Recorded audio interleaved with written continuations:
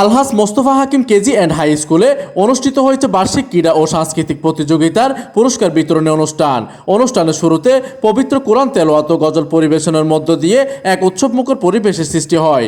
এরপর শিক্ষার্থীদের অংশগ্রহণে অনুষ্ঠিত হয় দৌড় প্রতিযোগিতা, হাড়িভাঙা সহ বিভিন্ন ক্রীড়া ইভেন্ট। পাশাপাশি যেমন খুশি তেমন সাজ প্রতিযোগিতা শিক্ষার্থীদের প্রাণবন্ত অংশগ্রহণে ফুটে ওঠে বাঙালি সংস্কৃতি ও ঐতিহ্য।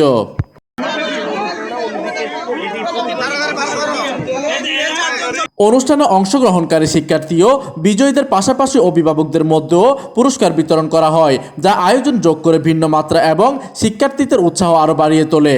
অনুষ্ঠানে প্রধান অতিথি হিসেবে উপস্থিত ছিলেন মোস্তফা হাকিম ওয়েলফেয়ার ফাউন্ডেশন ও হোসনে আরা মঞ্জু ওয়েলফেয়ার ট্রাস্টের পরিচালক আলহাজ শাহিদুল আলম।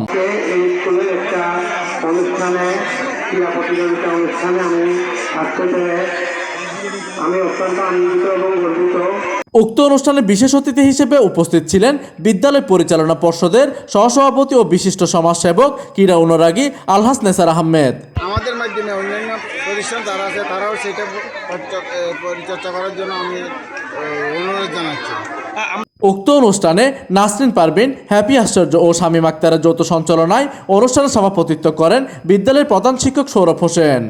আমরা যেটি চাই সেটি হচ্ছে যে আমরা আবার শিকড়কে যেন ভুলে না যাই। আমাদের শিকড়কে যদি আমরা ভুলে যাই তাহলে আমাদের অস্তিত্বকে ভুলে যাব।